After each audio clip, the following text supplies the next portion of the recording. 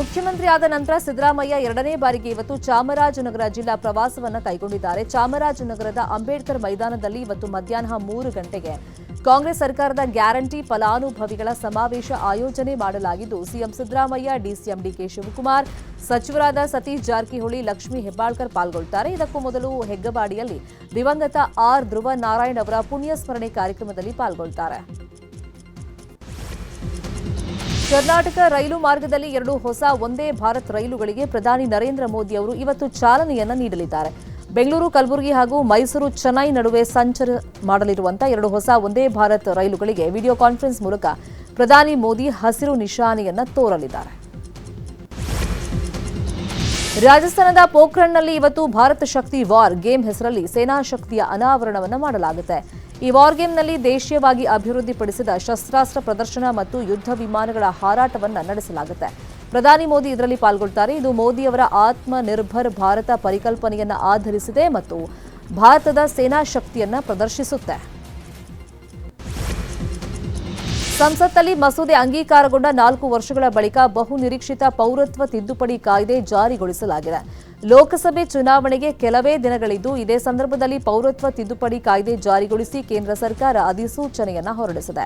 2019ರಲ್ಲಿ ಸಂಸತ್ನಲ್ಲಿ ಸಿಎಎಗೆ ಅನುಮೋದನೆ ಸಿಕ್ಕರೂ ಕೂಡ ಅಧಿಸೂಚನೆಯನ್ನ ಹೊರಡಿಸಿರಲಿಲ್ಲ. ಇದೀಗ ಸಿಎಎ ಜಾರಿಗೊಳಿಸಿ ಅಧಿಸೂಚನೆ ಹೊರಬಿದ್ದಿದ್ದು, 2014ರ ಡಿಸೆಂಬರ್ 31ಕ್ಕೂ ಮುನ್ನ ಭಾರತಕ್ಕೆ ಆಗಮಿಸಿದವರಿಗೆ ಈ ಕಾಯ್ದೆ ಅನ್ವಯವಾಗುತ್ತೆ. ಕೇಂದ್ರ ಸರ್ಕಾರ ಜಾರಿಗೆ ತಂದಿದ್ದ ಚುನಾವಣಾ ಬಾಂಡ್ಗಳ ವಿಷಯದಲ್ಲಿ ಎಸ್ಬಿಐಗೆ ದೊಡ್ಡ ಹಿನ್ನಡೆಯಾಗಿದೆ. ಚುನಾವಣಾ ಬಾಂಡ್ ಖರೀದಿ ಮಾಡಿದವರ ವಿವರ ಸಲ್ಲಿಕೆಗೆ ಜೂನ್ 30ರವರೆಗೂ ಅವಕಾಶ ಕೋರಿಕೆಯನ್ನು ಸುಪ್ರೀಂ ಕೋರ್ಟ್ ತಿರಸ್ಕಾರ ಮಾಡಿದೆ. ಆ ವಿವರವನ್ನು ಇವತ್ತು ಸಲ್ಲಿಸುವಂತೆ ತಾಕೀತು ಮಾಡಿದೆ. ಇವತ್ತು ವ್ಯವಹಾರದ ಅವಧಿ ಮುಗಿಯೋದ್ರ ಒಳಗೆ ಆಯೋಗಕ್ಕೆ ಎಸ್ಬಿಐ ವಿವರವನ್ನು ಸಲ್ಲಿಕೆ ಮಾಡಬೇಕು. ಚುನಾವಣಾ ಆಯೋಗವು ಮಾರ್ಚ್ 15ರ ಸಂಜೆ 5 ಗಂಟೆ ಒಳಗೆ ಅದನ್ನು ತನ್ನ ಅಧಿಕೃತ ವೆಬ್ಸೈಟ್ನಲ್ಲಿ ಪ್ರಕಟಿಸಬೇಕು ಅಂತ ಹೇಳಿ ಕೋರ್ಟ್ ಆದೇಶವನ್ನು ಕೊಟ್ಟಿದೆ. ಕೊಪ್ಪಳದ ಆನೆಗೊಂದಿ ಉತ್ಸವಕ್ಕೆ ಸಚಿವ ಶಿವರಾಜ್ ತಂಗಡಗಿ ವಿದ್ಯುಕ್ತ ಚಾಲನೆಯನ್ನ ಕೊಟ್ಟರು. ಚಂಡೆ ಬಾರಿಸುವ ಮೂಲಕ ಉತ್ಸವಕ್ಕೆ ಚಾಲನೆಯನ್ನ ನೀಡಲಾಯಿತು. ಇನ್ನು ಆನೆಗೊಂದಿ ಉತ್ಸವದಲ್ಲಿ ನಟ ಧ್ರುವ ಸರ್ಜಾ ಕೂಡ ಪಾಲ್ಗೊಂಡಿದ್ರು. ನನಗೆ ಉತ್ತರ ಕರ್ನಾಟಕದ ಜನರು ಅಂದ್ರೆ ಪಂಚ ಪ್ರಾಣ ಅಂತ ಧ್ರುವ ಸರ್ಜಾ ಹೇಳಿದ್ರು. ಯಾದಗಿರಿಯಲ್ಲಿ ಬಿಜೆಪಿ ಶಾಸಕ ಬಸನಗೌಡ ಪಾಟೀಲ್ ಯತ್ನಾಳ್ ಹೊಸ ಬಾಂಬ್ ಅನ್ನು ಹಾಕಿದ್ದಾರೆ. ಲೋಕಸಭೆ ಚುನಾವಣೆಯಲ್ಲಿ ಮೋದಿ ಗೆದ್ದು ಬರ್ತಾರೆ, ಆಮೇಲೆ ಕರ್ನಾಟಕದಲ್ಲಿ ನಾನು ಬರ್ತೀನಿ, ಸಿಎಂ ಆಗ್ತೀನಿ ಅಂತ ಹೇಳಿದ್ದಾರೆ. ಬೇರೆ ಯಾರಾದರೂ ಮುಖ್ಯಮಂತ್ರಿ ಆಗ್ತೀನಿ ಅಂತ ಅಂಗಿ ಹೊಲಿಸ್ಕೊಂಡಿದ್ರೆ ಅವ್ರ ಬಗ್ಗೆ ತಲೆ ಕೆಡಿಸ್ಕೊಳ್ಬೇಡಿ ಅಂತ ಯತ್ನಾಳ್ ಹೇಳಿಕೆಯನ್ನ ಕೊಟ್ಟಿದ್ದಾರೆ. ಲೋಕಸಭೆ ಚುನಾವಣೆಗೆ ಮೊದಲ ಪಟ್ಟಿ ಪ್ರಕಟಿಸಿರುವಂತಹ ರಾಜ್ಯ ಕಾಂಗ್ರೆಸ್ ಎರಡನೇ ಪಟ್ಟಿ ಪ್ರಕಟಿಸಲು ಸರ್ಕಸ್ ಅನ್ನ ಮಾಡ್ತಾ ಇದೆ. ಬೆಂಗಳೂರಿನ ಕೆಪಿಸಿಸಿ ಕಚೇರಿಯಲ್ಲಿ ಕಾಂಗ್ರೆಸ್ ಚುನಾವಣಾ ಸಮಿತಿ ಸಭೆ ನಡೆದಿದ್ದು, ಉಳಿದ 21 ಕ್ಷೇತ್ರಗಳ ಅಭ್ಯರ್ಥಿಗಳ ಕುರಿತಂತೆ ಚರ್ಚೆಯನ್ನು ನಡೆಸಲಾಗ್ತಾ ಇದೆ. ಸಭೆಯಲ್ಲಿ ಸಿದ್ದರಾಮಯ್ಯ, ಡಿಕೆ ಶಿವಕುಮಾರ್ ಪಾಲ್ಗೊಂಡು ಟಿಕೆಟ್ ಬಗ್ಗೆ ಚರ್ಚೆಯನ್ನು ನಡೆಸಿದ್ದಾರೆ ಎನ್ನಲಾಗಿದೆ. ಸಭೆಯಲ್ಲಿ ಎಸ್ಟಿ ಸೋಮಶೇಖರ್, ಶಿವರಾಮ್ ಹೆಬ್ಬಾರ್ ಬಗ್ಗೆಯೂ ಪ್ರಸ್ತಾಪ ಆಗಿದೆ.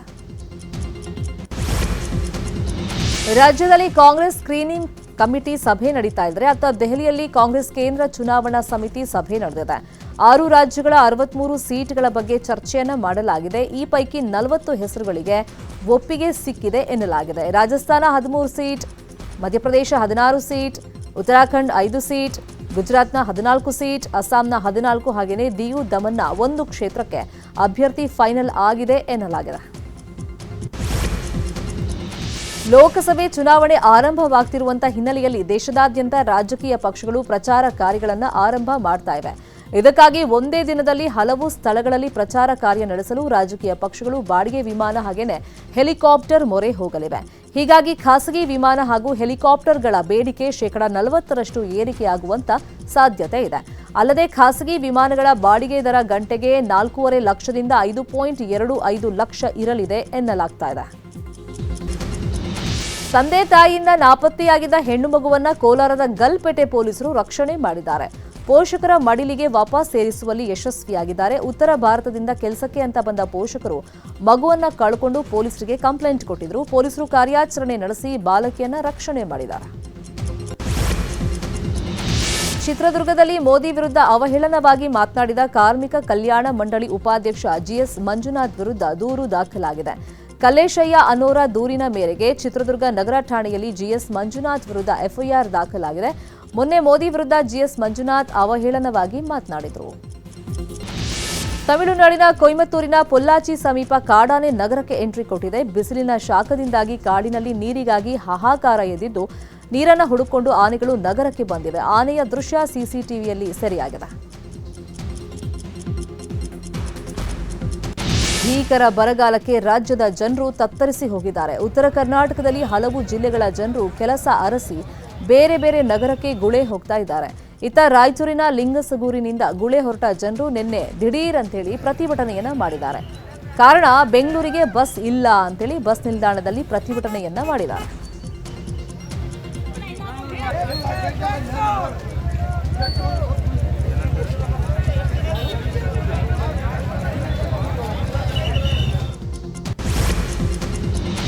ಕೋಲಾರ ನಗರಸಭೆ ಅಧಿಕಾರಿಗಳಿಗೆ ಹೇಳೋರು ಕೇಳೋರು ಯಾರು ಇಲ್ಲದಂತಾಗ್ಬಿಟ್ಟಿದೆ. ಒಂದ್ ಕಡೆ ನೀರಿಗೆ ಹಾಹಾಕಾರ ಎದುರಾಗಿದ್ದು, ಮತ್ತೊಂದು ಕಡೆ ಸಮರ್ಪಕ ಕಸ ವಿಲೇವಾರಿ ಮಾಡದೆ ಸಾರ್ವಜನಿಕರು ಸಂಕಷ್ಟ ಪಡುವಂತಾಗ್ಬಿಟ್ಟಿದೆ. ಕೋಲಾರ ನಗರದ ಬಹುತೇಕ ಕಡೆ ಕಸ ವಿಲೇವಾರಿ ಆಗದೆ ಸಾರ್ವಜನಿಕರು ಹಿಡಿಶಾಪವನ್ನ ಹಾಕ್ತಾ ಇದ್ದಾರೆ. ಹೊಸ ಬಸ್ ನಿಲ್ದಾಣದ ರಸ್ತೆ, ರಹಮತ್ ನಗರ, ಮಹಾಲಕ್ಷ್ಮಿ ಲೇಔಟ್ ರಸ್ತೆಗಳಲ್ಲಿ ಕಸದ ರಾಶಿ ಎಲ್ಲಿ ನೋಡಿದ್ರೂ ಕಾಣಿಸ್ತಾ ಇದೆ.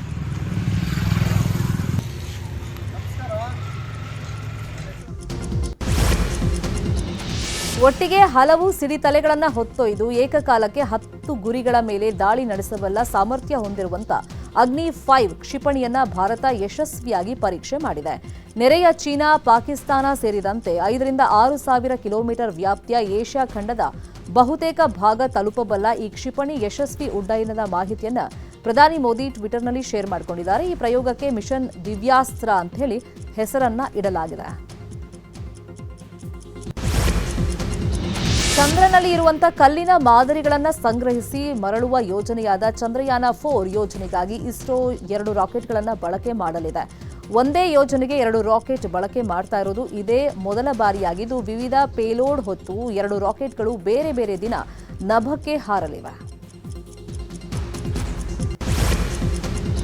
ಉತ್ತರ ಪ್ರದೇಶ ವಾರಣಾಸಿಯ ಜ್ಞಾನವ್ಯಾಪಿ ಮಸೀದಿ ಈ ಹಿಂದೆ ದೇಗುಲವಾಗಿತ್ತೇ ಅನ್ನೋದರ ಕುರಿತಂತೆ ಪುರಾತತ್ವ ಇಲಾಖೆಯಿಂದ ಸಮೀಕ್ಷೆ ನಡೆಸಲಾಗಿತ್ತು.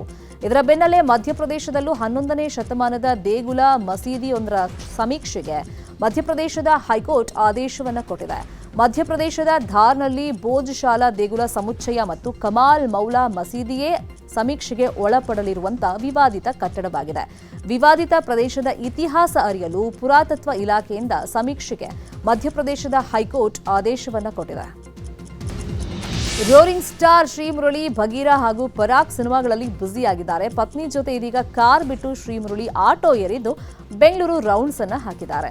ಈ ವಿಷಯವನ್ನ ಸೋಷಿಯಲ್ ಮೀಡಿಯಾದಲ್ಲಿ ಹಂಚಿಕೊಂಡು ಸಂಭ್ರಮಿಸಿದ್ದಾರೆ. ನಟನ ಸರಳತೆಗೆ ಅಭಿಮಾನಿಗಳು ಮೆಚ್ಚುಗೆಯನ್ನ ವ್ಯಕ್ತಪಡಿಸಿದ್ದಾರೆ. ಭೂಲ್ ಭುಲಯ್ಯ ಮೊದಲ ಮತ್ತು 2ನೇ ಭಾಗದ ಭರ್ಜರಿ ಸಕ್ಸಸ್ ಬಳಿಕ ಇದೀಗ 3ನೇ ಸೀಕ್ವೆಲ್ನ ಶೂಟಿಂಗ್ ಶುರುವಾಗಿದೆ. ಚಿತ್ರದಲ್ಲಿ ಕಾರ್ತಿಕ್ ಆರ್ಯನ್, ವಿದ್ಯಾ ಬಾಲನ್ ನಟಿಸ್ತಾ ಇದ್ದು ದೀಪಾವಳಿಗೆ ಈ ಚಿತ್ರ ರಿಲೀಸ್ ಆಗಲಿದೆ.